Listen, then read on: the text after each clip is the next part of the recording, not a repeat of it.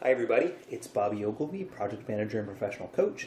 So today we're going to be asking the question, is coaching effective? Did I say the question? The question. Is coaching effective? Um, so is it?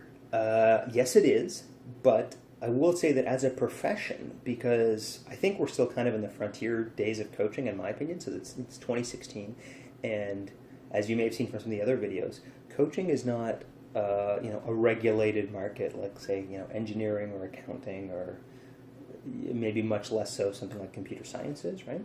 Um, People don't have to get certifications, they charge varying amounts, they deliver varying quality work. And so statistically, if you think about this, it's like even if there was a mean of yes, it delivers value, there's a lot of standard deviation, right? Those whiskers go quite a bit to either side. Um, so certainly there are some less qualified coaches out there, and I certainly know, I shouldn't say lots of people, but enough people who so you've probably heard this before, call themselves life coaches, which again probably means that they're not well trained and they don't clearly know what problems they solve or what expert strengths or knowledge that they bring to working with that, right? So those are the sorts of people that I really, or maybe not so effective at delivering value. But overall, does coaching deliver value? Yes, it delivers actually quite a bit of value.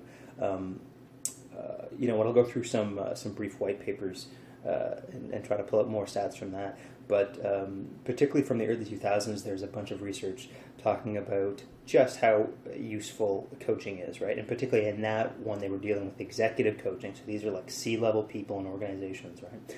And they were getting huge ROI from anywhere from, I think, 5 to 7% to as like some were ridiculously big, like was it something like 10 or like 30 times value. Now, I will say those heuristics are based on the fact that these are C-level people making like $1 million type decisions. And so if you think about the amount they've invested in coaching, the let's say thousands of dollars they've invested in coaching, compared to the right or wrong $1 million type decision, you can see how that quickly scales up to say, yeah, I spent 15,000 in coaching, but then I saved $20 million by not making the wrong decision. Like, yes, that was a good investment, right? So why don't we just parse out that, because I think most of us are probably not dealing with those $1 million type decisions just yet.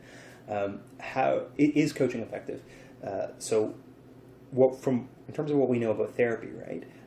Most of the reason therapy is effective, about 3/4, is something called common factors, and that basically has to do with the fact that you're sitting down with this person, you're having this conscious, concerted effort to train and to get some goal out of it, and the rapport you're developing, right? And that's before you even get into whatever structure or technique or whatever the particular goal may be, right? So just almost like setting up that format, that structure, right? That itself is effective, right? That's 3/4 of the bang. So that itself is good. And then the more masterful the coach is, the more quickly they can spot your problems and lead you towards solutions. I would also say the more quickly and efficiently that they can. Sometimes I find with coaching, it can be it can be a bit of a touch and go thing, in that people will come with problems, and I would almost frame the problems more as themes, because it's a goal they're working on, but in some sense that goal also comes out of like gap areas and like blind spots or biases they have in themselves. So it's not just how do we, in an objective sense, get from A to B. It's this kind of consciousness and then the skill training that comes out of that question of saying, how do I get you to spot the sorts of things that you're not spotting right now, so you can fix these problems, so you can develop these solutions, so you can get to B, right? That is really what good coaching is about. And I will say that is more the model of the coach consultant, because that assumes it's like there are concerted, clear types of goals that people are going after, and there are skills they're coming to learn and develop in addition to the overall coaching, right?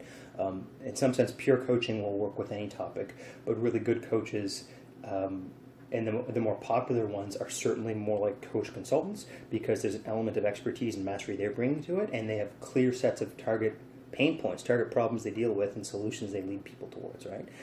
So there's a much more of, I feel like, a developmental arc in there. There's long-term training, skill development, consciousness raising that is going on, which is making you, in the long run, a much better person, right? It's getting better ROI for you. sometimes, back to this notion of common factors, just being able to have that one-on-one putting effort into something, that can be really magical. And again, because coaching is client-centered, done well, it's around pulling those solutions out of the client, not being given solutions from the coach, right?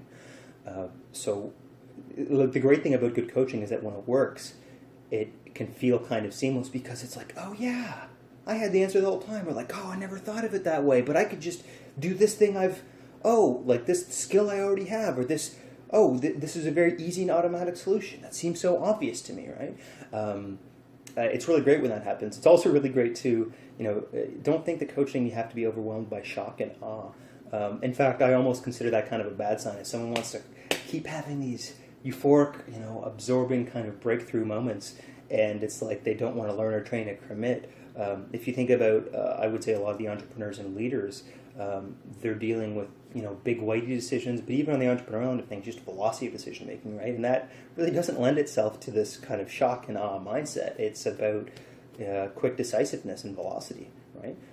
So there's lots of ways that coaching can deliver value in your life, whatever that is. But is it effective? It is definitely effective. Make sure you get a trained, certified coach, and I would say find someone with the expertise and mastery, which is going to help you solve your problems, or else you might not get the value and ROI that you're looking for. So again, I'm Bobby Ogilvy, Project Manager Professional Coach, and I hope to answer more of your questions soon.